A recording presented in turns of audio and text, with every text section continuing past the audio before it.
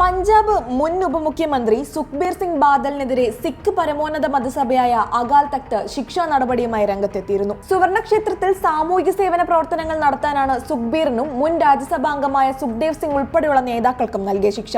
1 മണിക്കൂർ സുവർണക്ഷേത്രത്തിലെ കമ്മ്യൂണിറ്റി കിച്ചണിൽ തീർത്ഥാടകർ ഭക്ഷണം കഴിച്ച പാത്രങ്ങൾ കഴുകുക, ഇവരുടെ ഷൂ വൃത്തിയാക്കുക, സന്നദ്ധ സേവകരുടെ സേവാദർ യൂണിഫോം ധരിച്ച് 2 ദിവസം സുവർണക്ഷേത്രത്തിന് പുറത്തിരിക്കുക, ക്ഷേത്രത്തിലെ പൊതു ടോയ്ലറ്റ് ശുചീകരിക്കുക, 2 ദിവസം വീതം 2 സിഖ് തക്തുകളിലും ദർബാർ സാഹിബ്, ഫത്തേപൂർ സാഹിബ് എന്നീ തീർത്ഥാടന കേന്ദ്രങ്ങളിലും സേവനം തുടങ്ങിയവയായിരുന്നു പ്രധാന ശിക്ഷകൾ. 2007-2017 കാലഘട്ടത്തിൽ പഞ്ചാബിൽ ശിരോമണി അകാലിദൾ സർക്കാർ നടത്തിയ രാഷ്ട്രീയ തീരുമാനങ്ങളിലെ പ്രശ്നങ്ങളാണ് ഇത്തരത്തിലുള്ള ശിക്ഷകൾക്ക് ആധാരമായത്.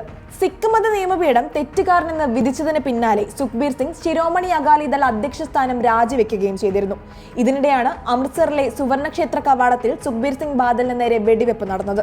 ആൾദൈവവും ദേര സച്ച സൗദ തലവനുമായ ഗുർമീത് റാം റഹീമിനെ മതനിന്ദ കേസിൽ കുറ്റവിമുക്തനാക്കിയത് ഉൾപ്പെടെയുള്ള കുറ്റങ്ങളാണ് സിഖ് കോടതി സുഖ്ബീറിനെതിരെ ചുമത്തിയിരിക്കുന്നത്. സിഖ് ദേവഗ്രന്ഥം നശിപ്പിച്ച കേസും വിചാരണയുടെ ഭാഗമായിരുന്നു.